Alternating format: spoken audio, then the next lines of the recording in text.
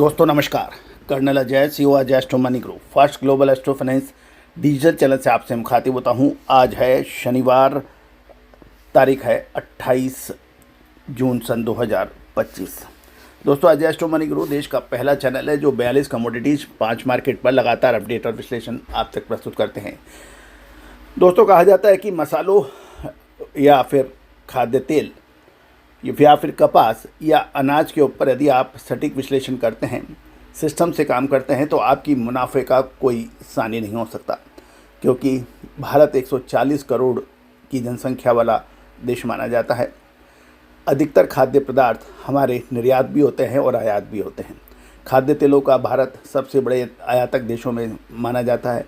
दालें हम बड़ी मात्रा में आयात करते हैं, साथ साथ मसाले हमारे यहाँ से निर्यात होते हैं। कपास हम आयात भी करते हैं और थोड़ा निर्यात भी करते हैं। इसके बावजूद भी जो एग्रो कमोडिटीज़ के व्यापारी हैं वो क्यों परेशान हैं? कभी आपने सोचा? समय के साथ नहीं चल पाना। मंडियों में आपकी 3-3, 4-4 पीढ़ियों की दुकानें हैं, सारी ज्ञान आपके पास है, लेकिन विश्लेषण नहीं है।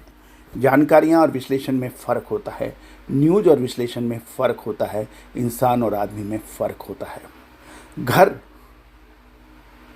और मकान में फ़र्क होता है। दोस्तों, यही हमारा मकसद है। भारतीय अनुसंधान पद्धति सदियों से आगे रही।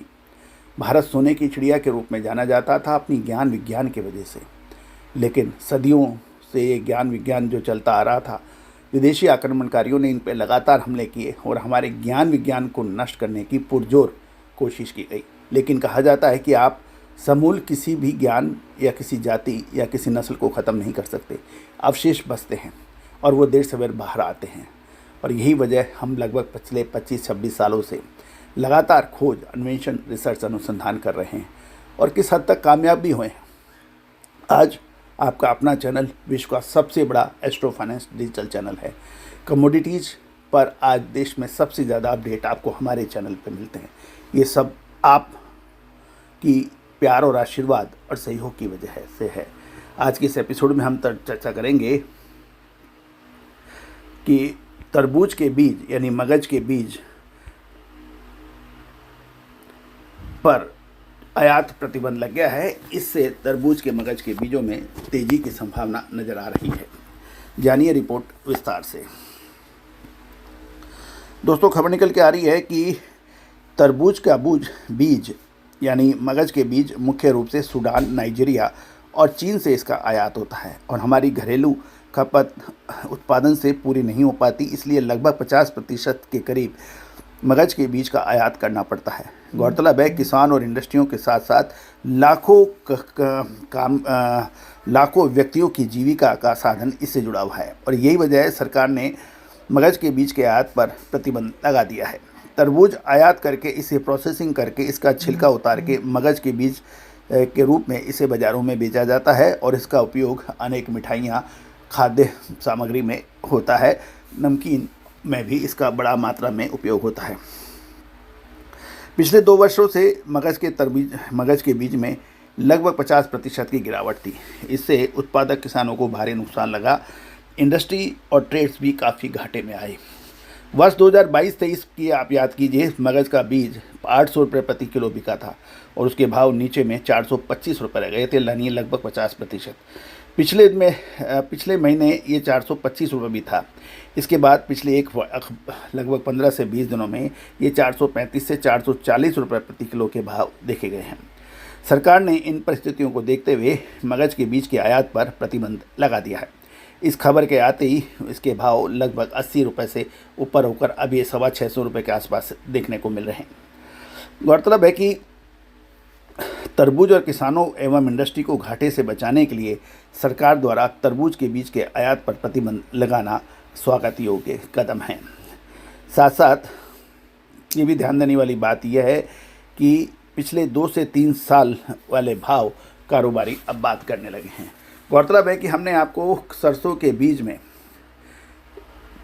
कुछ महीने यानी 1-1.5 महीने पहले अपडेट दिया था कि उसमें तेज़ी की संभावना है और जिन्होंने उस वक्त माल खरीदा, आज उनसे पूछिए वो क्या कहते हैं। मगज के बीज का उत्पादन लगभग 48,000 टन के आसपास होता है और बाकी लगभग 30,000 टन सूडान, नाइजीरिया और चीन से आयात होता है।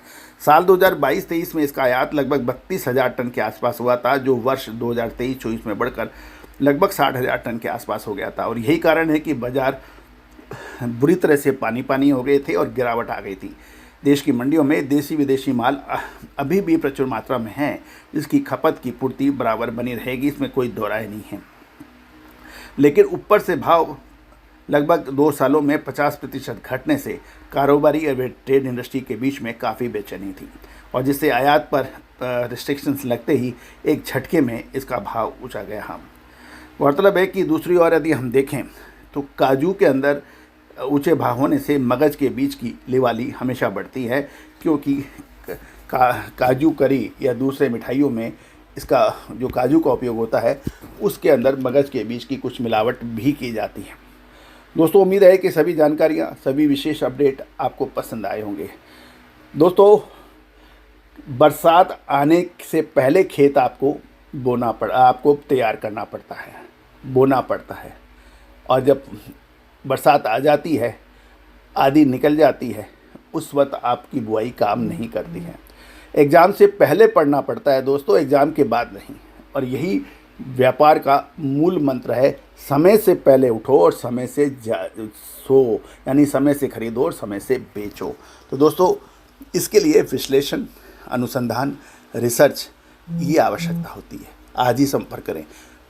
देर करना अपना नुकसान करना है। All the very best, good luck, happy trading. Sonakshi की रसोई में आज की स्पेशल गेस्ट है मौसमी चैटर्जी जी। ये जी नहीं, मौसमी आंटी।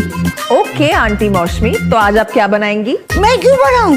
मैं तो गेस्ट हूँ, आप बनाओ, हम खाएंगे। एक्टिंग में तो हिट हो, अब खाना बनाओ सुपर हिट। ठाट से बनाऊंगी खाना, है ना द बेस्ट एवरीडे मसाला।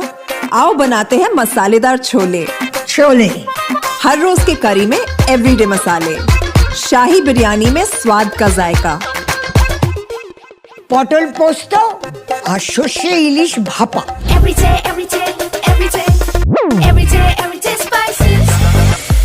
साफ मसाले, खुशबू और प्योर झांझ, टेस्ट से भर दे हर जुबान पे स्वाद। एवरीडे मसाले, देश का स्वाद।